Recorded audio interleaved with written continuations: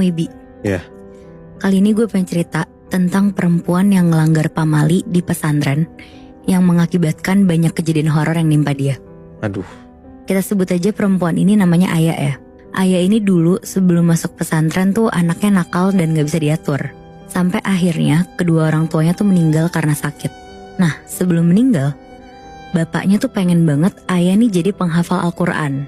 Awalnya si Aya tuh mikir dia tuh gak akan bisa jadi penghafal Al-Quran karena dia tuh sama sekali gak agamis.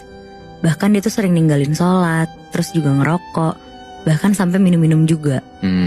Tapi setelah dapat dukungan penuh dan diyakinin sama om dan tantenya, akhirnya Aya nih semangat dan yakin untuk masuk ke pesantren.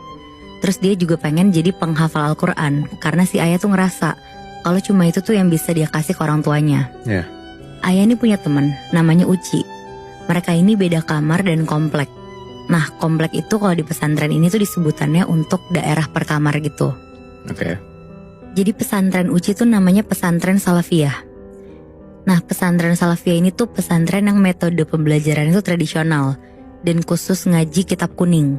Di pesantren Uci ini tuh ada 4 lantai terus gede banget. Bentuk pesantren itu tuh kotak dan saling ngiterin, dan di tengah-tengah tuh ada sumur gede yang biasa digunain santri. Karena sumur ini tuh biasa digunain santri buat nyuci baju atau minum langsung. Karena air dari sumur itu tuh bersih dan udah didoain juga. Nah karena Aya ini penghafal Quran, jadi kamar dan kompleknya tuh beda lantai sama si Uci.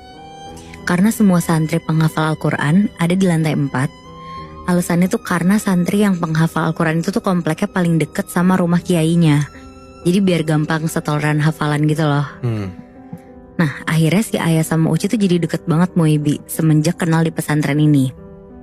Tapi ada satu hari tiba-tiba si Aya nih ngindar dari Uci, sama sekali gak mau ketemu gitu. Di situ si Uci tuh bingung karena ngerasa kayak gak ngelakuin kesalahan apapun, tapi kok dijauhin sama si Aya.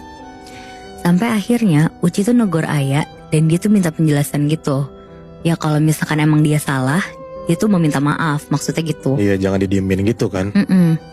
Tapi si Aya ini cuma bilang, gak apa-apa, aku cuma lagi kesulitan hafalan, jadi gak mau ketemu siapapun.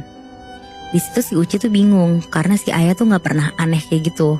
Nah sementara Uci yang tahu kalau misalkan ada yang gak beres, kayak terus-terusan ngedesak Aya biar jujur gitu loh.